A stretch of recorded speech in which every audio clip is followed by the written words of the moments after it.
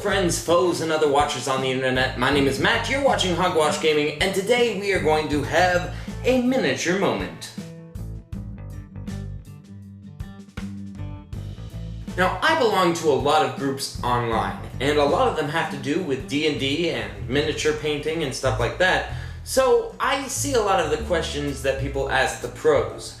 And I'm not by any means a super duper painter. I mean, I've seen some stuff that's like, how did you do this? But I do have an answer for where I get my miniatures, and the answer is threefold. And you'll notice I have 5 miniatures, but that's not an issue, because a couple of those options have 2 answers. So just level with me. Let's start with a more simple one. This is a Games Workshop creature. It's a Saurus Warrior. I don't know if they make this anymore. They might. The main thing to remember about Games Workshop is they are in the business of armies.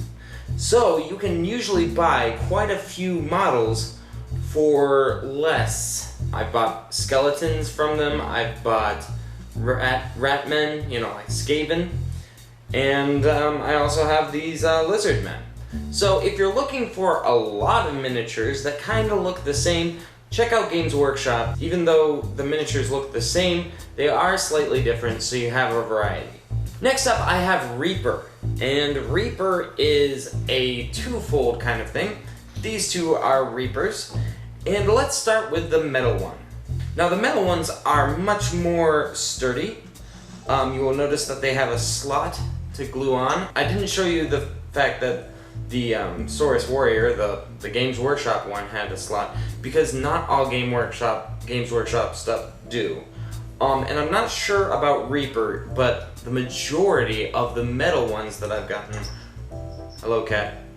The majority of the metal ones do have that slot. And basically what that slot does, it holds the miniature there. Usually they're not tight enough to hold it without some super glue, which is really easy to do. You just go blorp and then hold it there for 30 seconds. I've seen other people talking about assembling metal things with pins. I don't know how to pin models. I have some metal Warhammer miniatures that should probably be pinned, but I don't know how to do it. So instead of ruining my miniatures, they will just fall apart. But back to the metal. For one thing, it's sturdy. It won't break as easily as plastic. It really gets a lot of good detail, and it's easy to fix flaws. And you will notice there's some flaws here. We've got a little bit of a tag kind of left from the molding process, and you can trim that off, or you can slice it off with an X-Acto. Be careful. This metal is very soft, but be sure you don't get metal shards in your eyes or anything like that. Alright, moving on to the plastic figure for Reaper. And this plastic is different because it's almost like a rubber. It can bend, as you can see. Average amounts of quality. Another thing that you might notice when you buy things like this is sometimes they bend in the box. And this can happen with the metal ones too, but you just bend it back and it's forever fixed. But Reaper bones, they bend, and when you try to bend them back, since they're rubbery, they just bounce back. So what I've heard is you take some hot water and then you straighten it out in that hot water, like almost boiling water. And if you use tongs and tweezers, I don't know. But you hold it straight and then you like dunk it in cold water, and that's supposed to hold it and reforge it. I don't know, I've never done it. Bones are really good. They're really cheap. Reaper metal is pretty expensive. If you want to get the metal, that'll cost about $7-ish on average. I think, you know, this cost about $7, but this costs about $3.50. So if you're looking for a cheap model that you want to paint, this is probably your best bet. Now, there is something else that you need to know about Reaper bones, and that is priming them. You cannot use spray paint. This is the spray paint I use to prime these things, and I would prime all of these except this with the spray paint. And why is that?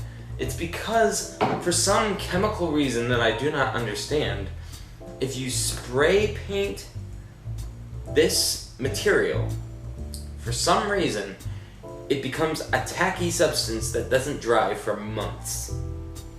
It just doesn't play well with this plastic, and I don't understand why, but I do know that it does not work. What I've done instead is I have used acrylic black paint. I have a snake that I could probably show you some pictures of. Boom, boom. I painted this with brown acrylic craft paint. It's not the best, but it definitely does the job, and it didn't seem to take any of the detail away as long as you don't glob it on. Give it a thin coat and then double coat it. Seems to work well with bones. But they're really good and really cheap. So by all means, if that's what you can afford, go with that. Alright, let's move on to the next manufacturer, and that would be Hero Forge. Now, I did a review on Hero Forge a while back. The prices I don't think have gone down. However, last time I ordered from them, they actually compiled the shipping. So even though I was buying 2 miniatures again, they only charged me shipping for 1. And since I was given a gift voucher, they actually covered the shipping as well. So I had free shipping with this. Hero Forge has come quite a ways since my last review. I still can't afford it very much. It's still 20 per miniature, 5 for shipping. It's still very well packaged and everything like that. However, what has really made it awesome is the fact that you can customly pose your characters now. At least the torso up. They haven't given you full reign with legs yet. You'll notice with this one I have taken the swords and the sword arms and given them a cool pose that isn't an option from their stock postures. So this is really good. As you saw in my review, they have a little bit of a ridge problem because these are printed, not cast like these guys. However, because they're printed, they don't have seams of plastic from the mold that you have to whittle off, and you know, like the metal guy had that tag hanging off of him. You don't have to worry with this guy because he was printed, and I'm not sure exactly how they do it, but they do it, and it looks good. And when you paint over it, the ridges are barely noticeable, if at all. So good stuff, just very expensive. I have found a different manufacturing method with the next contender. And this contender is Hero Forge, but I went to my local library, which happens to have a 3D printer. And I printed this character out for 16 cents. Now, the character itself was free, because this is a test character that Hero Forge allows you to take. The idea is you print it out, and if it turns out okay, then you will be more willing to invest in buying their digital formats of your customized hero. Now, that costs about $10, which honestly is a little better of an offer. And I really like that option, and I might go with it. You will notice that this miniature isn't exactly perfect. If I can get a zoom in on the back here, I don't know if my camera can see this fine of detail, but the shoulder pads and the sword hilt especially are very gritty.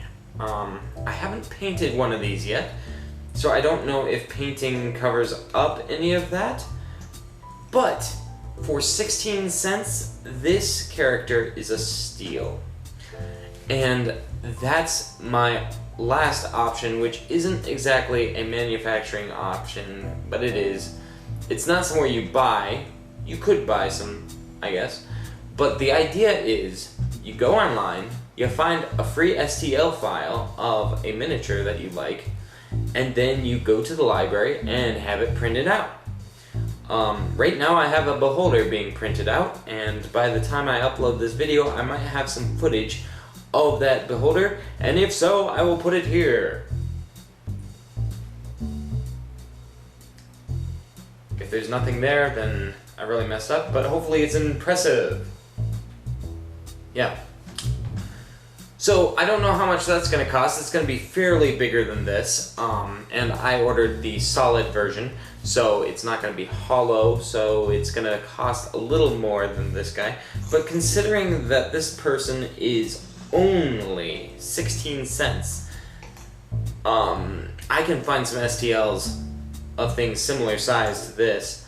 Maybe not as high quality as Hero Forge can make, but I only have to pay for the materials and the tax dollars or whatever that the library gets money from pays for the rest. Yeah, so those are my suggestions. I know there's a ton more out there. I've seen them, I like them, I just haven't bought them yet. And they're for other gaming systems, so you know, I've got a lot that I need to paint. And if you would like to see some painting tips on this channel, to have a miniature moment, let me know in the comments or leave a like, and I will take that as a sign that you like this kind of thing. And yeah, until next time, this is Hogwash, over and out. I'll catch you later.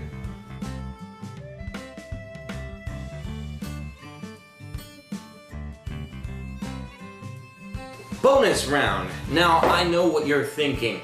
You use just average spray paint to spray your models? Yes, I do.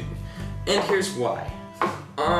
Spray primers, official spray primers are great, but they're also expensive. And I can't afford $15 when $3 will suffice.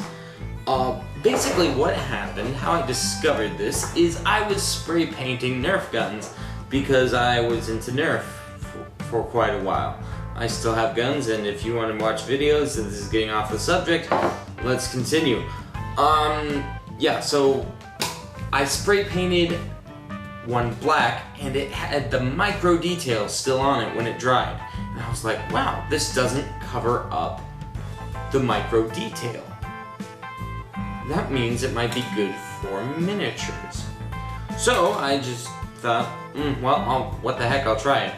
So I spray painted a miniature and painted it, and it was fine. There was no chipping, no peeling. I did a few coats just because, you know, you want to be thorough, and it didn't ruin anything about the miniature, so I have never turned back because this does the trick.